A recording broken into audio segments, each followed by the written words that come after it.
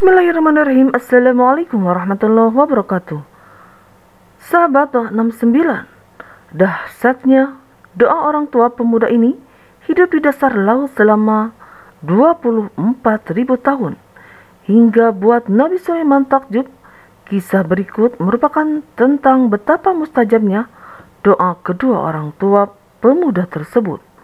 Bukannya tinggal di dalam kapal selam, karena teknologi kapal selam yang canggih hingga bisa bertahan di bawah ribuan kaki di dasar laut, dan belum ada pada zaman itu.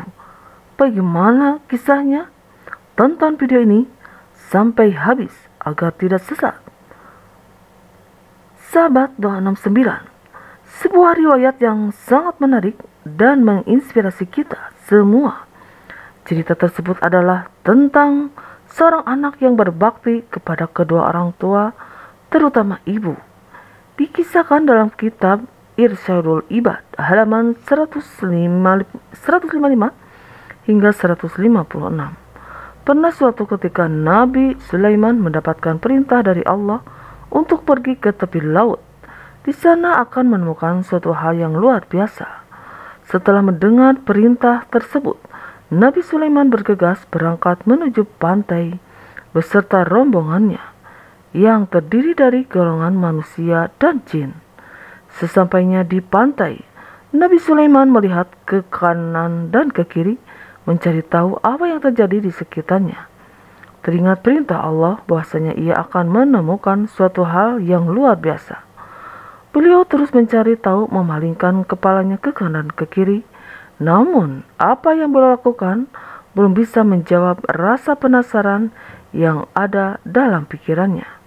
Kemudian Nabi Sulaiman menyuruh anak buahnya dari kalangan jin untuk menyelam ke dasar laut.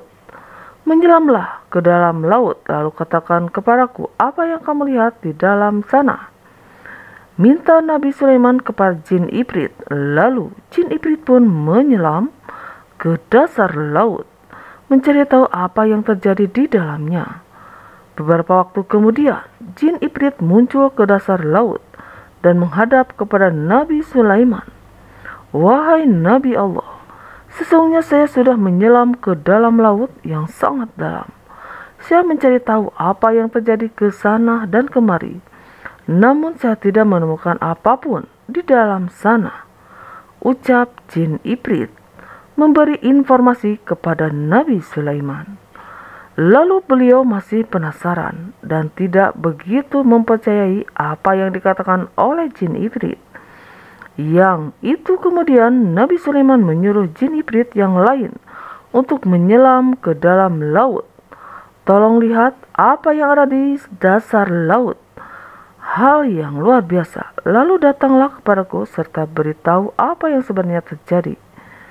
Pintar Nabi Sulaiman kepada jin Ifrit yang lain untuk yang kedua kalinya. Menyelamlah jin Ifrit, dan selang beberapa waktu jin Ifrit pun muncul dan menghadap kepada Nabi Sulaiman. Apa yang dikatakan jin Ifrit ini sama seperti perkataan jin Ifrit yang pertama. Tadi hasilnya nihil. Mereka tidak menemukan apapun. Hal yang luar biasa. Sebagaimana yang dimaksud oleh Nabi Sulaiman masih belum puas dengan apa yang dikatakan Ifrit, Nabi Sulaiman memerintahkan Asyik Bakhia dari kalangan manusia untuk berdoa kepada Allah agar memberitahu apa yang terjadi dalam laut. Asyik Bakhia adalah menteri Nabi Sulaiman yang disebut di dalam Al-Quran pada surah An-Nahl ayat 40. Dia juga seorang waliullah yang doanya diijabah oleh Allah. Beritahu kepadaku apa yang terjadi di dalam laut sana. Pinta Nabi Sulaiman kepada Asy Barifa. Orang alim tersebut pun berdoa kepada Allah untuk menunjukkan apa yang terjadi setelah Asyik. Ia berdoa, tiba-tiba muncullah dari dalam laut sebuah benda berbentuk kubah yang mempunyai 4 pintu. Satu pintu terbuat dari batu intan, satu pintu terbuat dari batu yakut, dan satu pintu terbuat dari batu intan putih, dan satunya lagi terbuat dari batu aquamarine. atau sejenis batu jamrud hijau. Semua pintu itu terbuka dan tidak ada satu tetes air pun yang masuk ke dalamnya. Padahal benda tersebut berada di dalam laut yang sangat dalam. Sama seperti 3 kali perjalanan menyelamnya. Genie Fight yang pertama asik juga orang yang telah berhasil memindahkan singgasana Ratu Balqis yang sempat menjadi sosok misterius tentang siapa orang alim yang telah berhasil menjalankan tugas tersebut. Saat itu Nabi Sulaiman menawarkan kepada jin Ifrit untuk membawa singgasana Ratu Balqis. Secepat mungkin penawaran jin Ifrit singgasana Balqis akan tiba sebelum Nabi Sulaiman beranjak duduk dari tempatnya. Kemudian jawablah orang alim dari kalangan Nabi Sulaiman, yang dimaksud adalah Asib Bakhira. Ia bisa memindahkan singgasana Balqis dengan kecepatan sebelum mata berkedip. Penawaran tersebut membuat Nabi Sulaiman takjub. Hal ini lagi-lagi kalangan manusia yang taat lebih unggul dari golongan jin. Lalu benda yang berbentuk kubah tersebut diserahkan kepada Nabi Sulaiman.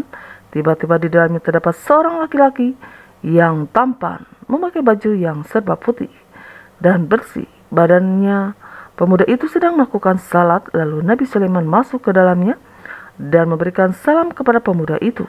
Pemuda itu pun mempercepat salatnya dan menjawab salam Nabi Sulaiman. Sebab apa kau bisa berada di dasar laut? Ini tanya Nabi Sulaiman mengawali pembicaraan. Wahai Nabi Allah, sesungguhnya bapak saya adalah seorang laki-laki yang lumpuh dan ibu saya adalah seorang wanita yang buta. Saya merawat keduanya selama 70 tahun. Saya merawat keduanya dengan penuh kasih sayang. Sebelum ajal menjemput ibu saya, ia sempat berdoa kepada Allah, ya Allah, panjangkanlah umur anakku dalam keadaan selalu takwa kepadamu. Dan ketika sebelum wafatnya, ayah saya dia juga berdoa kepada Allah, ya Allah, tempatkanlah anakku di tempat yang tidak ditemukan oleh setan. Cerita pemuda itu kepada Nabi Sulaiman.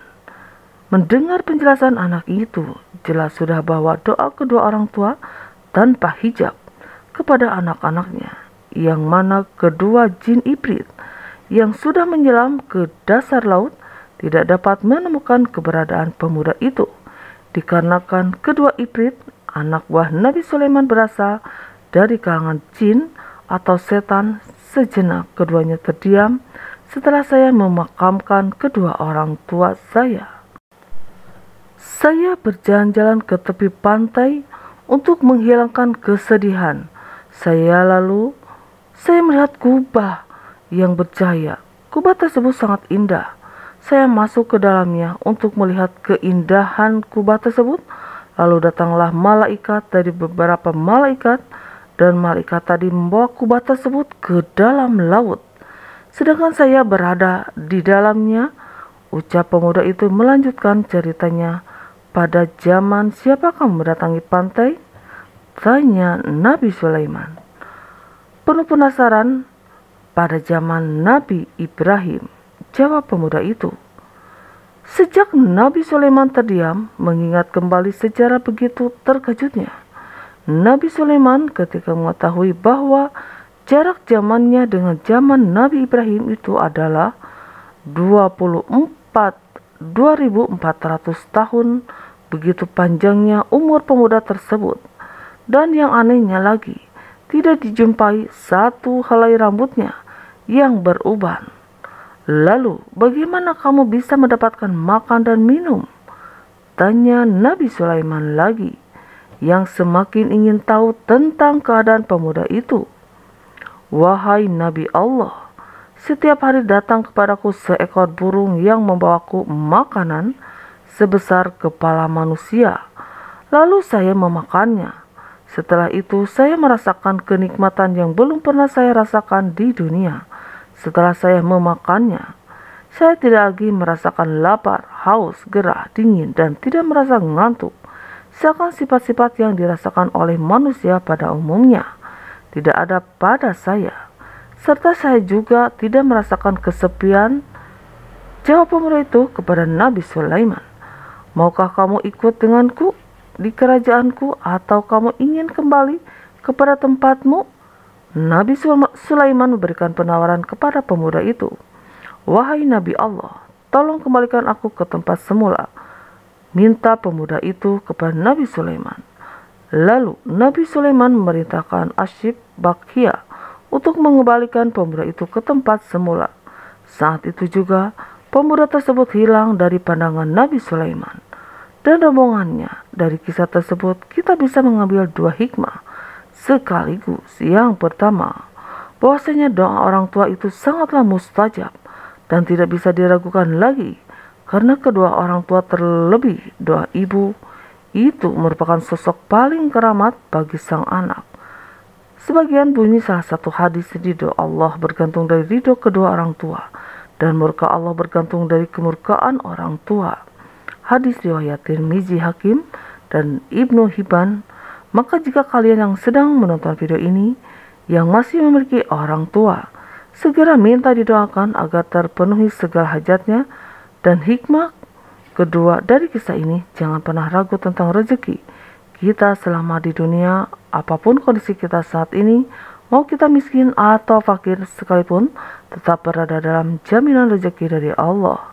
Asal kita taat kepada Allah, selalu beribadah, dan meminta petunjuk, rezeki Allah akan terus datang. Sebagaimana kondisi pemuda yang tinggal di dasar laut tadi, melalui seekor burung Allah antarkan buatnya makanan yang lezat. Semoga video ini dapat menambah rasa cinta kita kepada kedua orang tua kita, yaitu ibu bapak, dan yakin pemilik rezeki adalah Allah. Sahabat Doa 69, itulah pentingnya seorang anak yang selalu berbakti kepada kedua orang tuanya, yang mengakibatkan ridho Allah itu turun kepada anak tersebut. Dan doa-doa dari kedua orang tua tersebut Allah ijabah, karena doa orang tua kepada anaknya diibaratkan doa Nabi kepada umatnya, yang insya Allah diijabah oleh Sang Maha Kuasa, yaitu Allah Subhanahu wa Ta'ala. Berbuat baiklah kepada kedua orang tua kita, memintalah kepada Allah untuk orang tua kita, supaya orang tua kita selalu sehat, diampuni dosanya, dipermudah segala urusannya, dan mudah-mudahan kita menjadi anak-anak yang berbakti kepada kedua orang tua, sehingga ridho Allah turun kepada anak tersebut, dan doa-doa orang tua tersebut untuk anaknya diijabah oleh Allah Subhanahu wa Ta'ala. Amin, Allahumma amin. Wal alam bisawab. Wassalamualaikum warahmatullahi wabarakatuh. Allahumma sholli ala Sayyidina Muhammad wa ala ahli Sayyidina Muhammad.